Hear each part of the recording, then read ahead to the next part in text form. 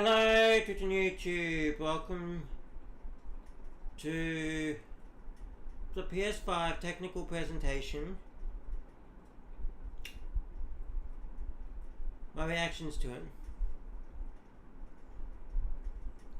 So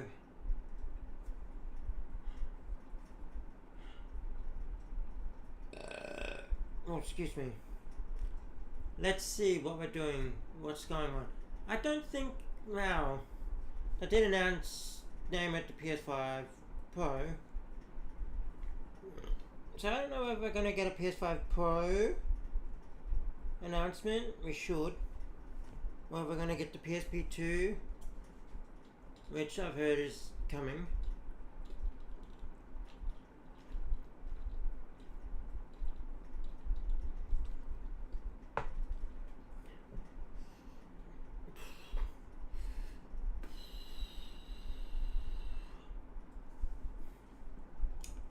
I've also heard the PS5 Pro will just be announced via a blog post, but we got this, so.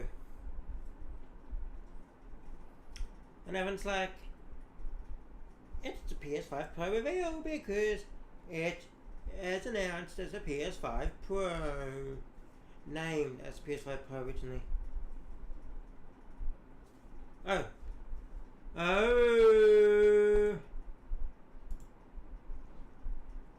There we go.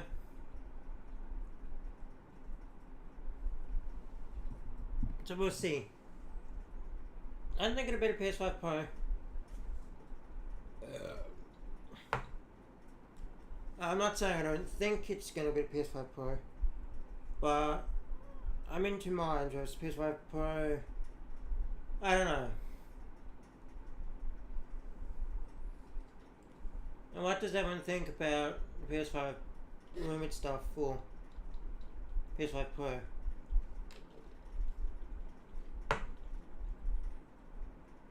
Just try and keep on topic. There's probably nothing.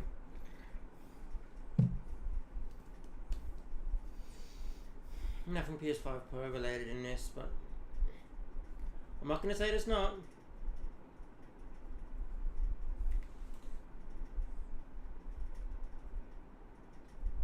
I'm just going to say it's like 60-40. 60% chance of it being a PS5 Pro shit stuff. But the local, one of the video game journalists, video game news sites in Australia, 1000% confirmed that it's the PS5 Pro. No, it's not. Because there's no actual proof.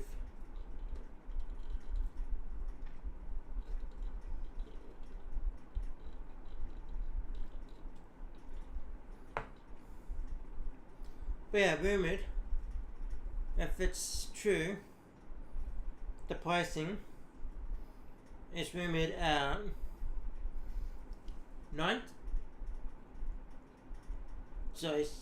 $599 for digital, $699 for physical, so disc drive, and that's USD. So in Australia, we're looking at about 1,045 minimum converted for the digital edition, so the physical edition.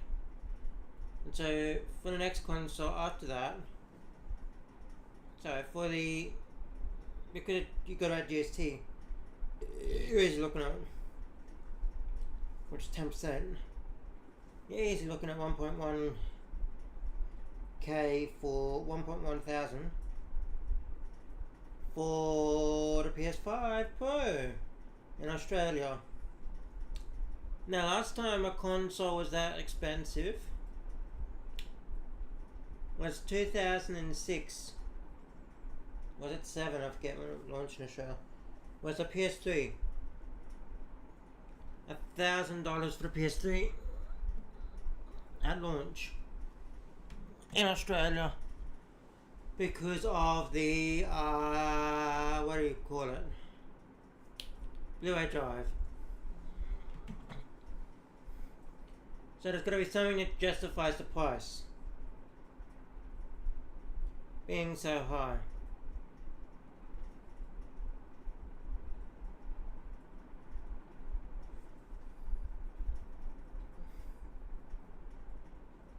Hasn't been anything to justify it yet.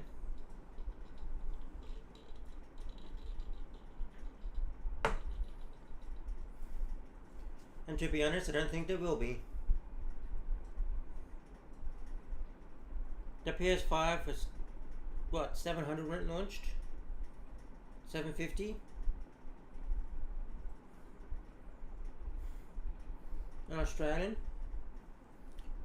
And, yep, that was quite expensive. So we're adding on $400. You gotta justify that $400 price mark. Is it worth $400 more than a PS5? And if they don't load the original PS5, not the PS5 Slim, the original PS5 in price, what's the point?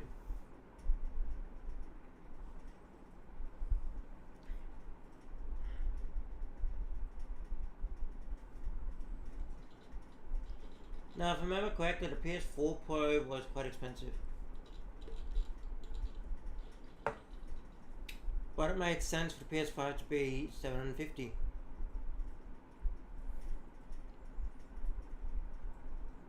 Because it's SSD based, not hard drive. SSDs are expensive.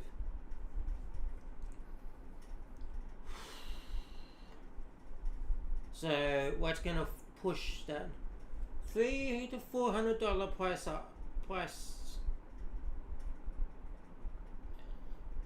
for PS5 Pro, if they do announce it, and those prices were correct? Because apparently it's going to be the same SSD size, storage size as the original. So what's the point?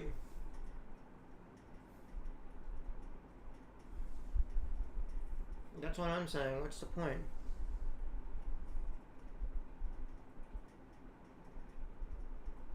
You got PS5 Pro is going to be expensive. It's not worth spending all that money on that, especially on the Switch. If you're wanting something new, wait for the Switch 2. Should be announced this month, according to rumors, and it will release next year. So just wait for that, because that's a new console. The PS5 Pro is just a version of the PS5. Won't be leaps and bounds. You're gonna have the PS6 to have leaps and bounds about the PS5.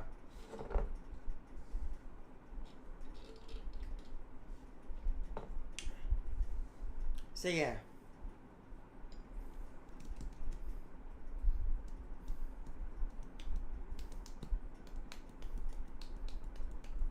$1:50. So as I said, I don't think the PS5 Pro, I'm not saying it won't sell well. I'm not saying I probably wouldn't look into getting one.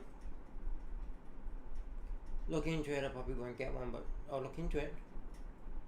But yeah.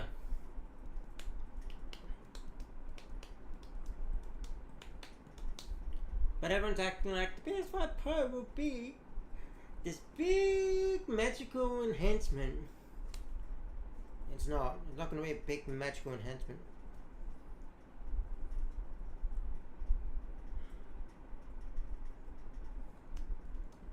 But we'll see.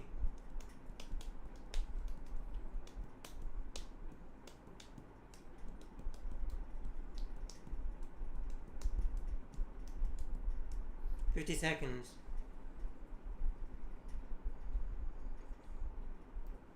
But we'll see.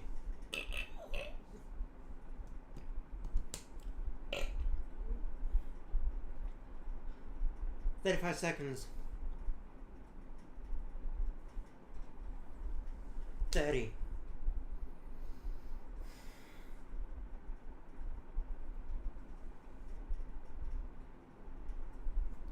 20.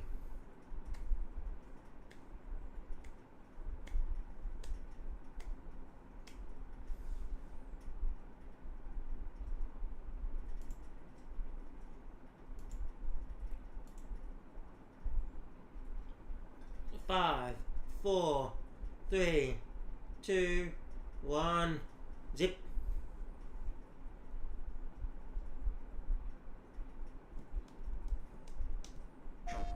Hi, I'm Mark Cerny. I'm excited to be here to talk about the newest addition to our console lineup, PlayStation 5 Pro, and how it advances gaming technology. Yeah. But first, I want to take just a minute to look at what we put in the original PlayStation 5 and how it delivers an exceptional gaming experience. When PS5 debuted in 2020, it brought a lot to the table. 8 Zen 2 CPU cores form the brains of PlayStation 5 and enable high-speed complex gameplay, with character counts reaching into the hundreds and frame rates that can be as high as 120 frames a second. PS5 has a powerful RDNA 2 GPU, which can render anything from intricate details to fantastic worlds with vast panoramas to explore. Ray tracing allows for dramatic visual improvements, including reflections off of water or glass, and the realism that comes from real-time global illumination. Custom SSD can load data at breathtaking speed, resulting in ultra-fast transitions between game worlds and data streaming rates so high that traversal speeds are essentially unlimited. Tempest 3D audio tech brings an unparalleled sense of immersion to the sound of the games. With audio so real, you may not even need to see the enemies to know exactly where they are. Finally, the DualSense controller has haptics that let you feel through your hands what your character is experiencing inside of the game. So are they going to release a new It's wonderful DualSense? to see such variety and richness of game experiences.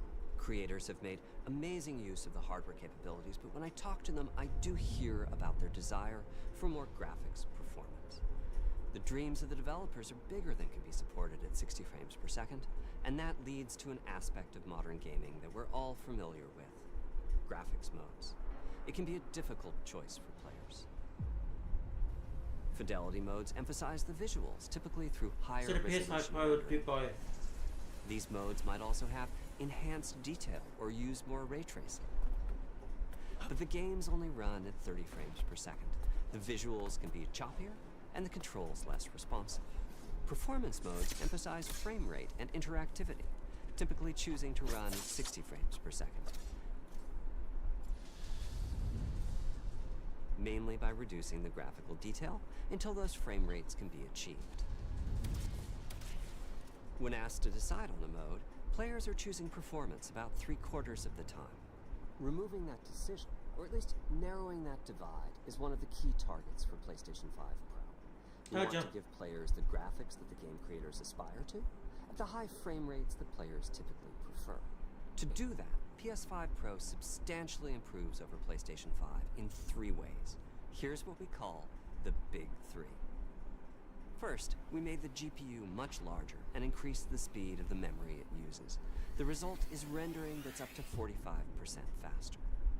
Okay. Second, we made major upgrades to the ray tracing, taking a streamlined and accelerated approach that allows calculation of the rays at double or even triple the speeds of PlayStation 5. And finally, we added custom hardware for machine learning and an AI library called PlayStation Spectral Super Resolution, or PSSR for short. PSSR analyzes the game images pixel by pixel and can add an extraordinary amount of detail, which boosts the effective resolution of the games. Game creators are adding PS5 Pro support to new and existing titles, and with the Big 3 involved, the results can be pretty amazing, with graphics showing something like fidelity levels of detail, but at double the frame rate. Here's The Last of Us Part 2 running on PS5 Pro. It has huge amounts of detail and targets a super smooth 60 frames per second. Let's compare this to the fidelity mode on PS5, which is only running at 30 frames per second and is therefore much choppier. This goal of delivering almost fidelity-like graphics at performance frame rates has been achieved for a broad set of titles, including Marvel's Spider-Man 2 and Ratchet & Clank Rift Apart. We can see that PS5 Pro is close to doubling the power of PlayStation 5. Another way to compare the two consoles is to look at PS5 Pro versus Performance mode on PS5, both of which target 60 frames per second. What we see here is a difference in detail. PS5 Pro is much sharper and crisper than PS5. For this, my favorite is the parade scene from Ratchet & Clank. Distant details are much clearer. And here we can see Marvel's Spider-Man 2 is noticeably higher resolution throughout the scene, including the trees and procedural cars. Still look the same. So overall, some remarkable improvement to the games. On PS5 Pro, we can see increased sharpness to the graphics or smoother and more responsive gameplay. This is the big three showing their value. As you've been seeing, machine learning via the PSSR library is being used quite broadly to add pixel detail and boost frame rate. But there are as many approaches as there are game engines. The increase in raw GPU power is being especially effective for Horizon Forbidden West. Apart from the detail boost, that extra graphics power is allowing for improvements to lighting and visual effects, as well as to the hair and the skin in cinematics. Open up, guys. Dwarf's orders. Good enough for me. Ray tracing is finding broad usage as well, particularly when the games are focused on higher frame rates. The faster hardware in PS5 Pro can make a real difference, allowing Gran Turismo 7 to add ray-traced reflections between the cars in gameplay, while continuing to support their targeted 60 frames per second. That boost in ray tracing is also delivering big wins for Hogwarts Legacy, allowing not only for better reflections and a greater variety of reflective surfaces, but also for further realism in the casting of shadows. Oh, cool. I hope you've enjoyed this run-through of the technology behind PlayStation 5 Pro. Simply put, it's the most powerful console we've ever built, and a worthy addition to the PS5 family. Let me wrap this up by giving you a quick look at a number of games running on the new console. You'll never break a legend, 'cause they don't know we're legendary. Go in the vein.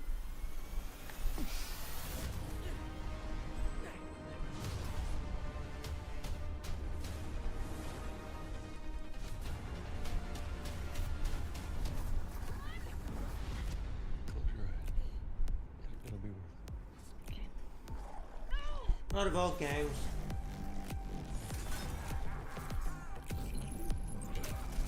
Did I do it? Oh, what is this? What's with all the neon?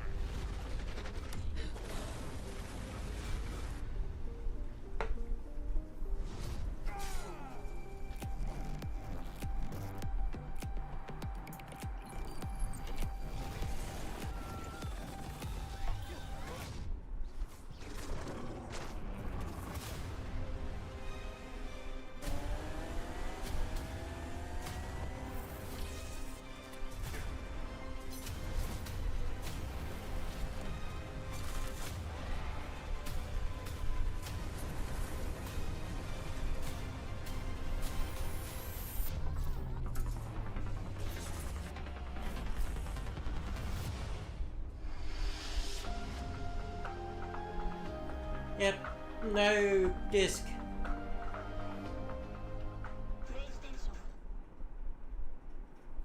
$6.99, no disc.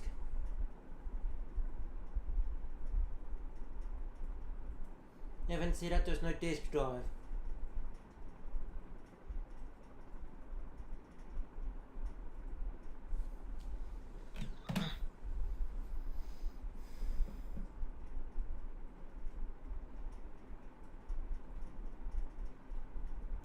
Point being, there's no disk drive there. So what was the point? What's the point? There's no disk drive.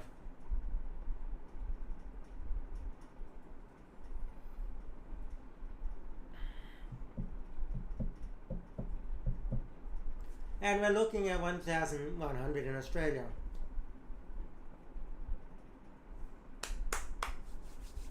And the vertical stand is sold separately this time.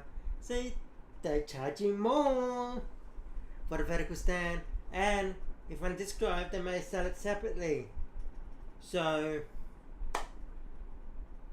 it'll be more than 1,100 or 1,045 in Australia.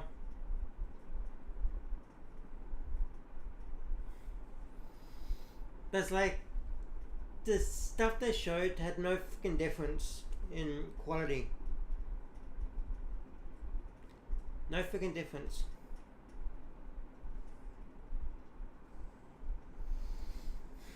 Honestly.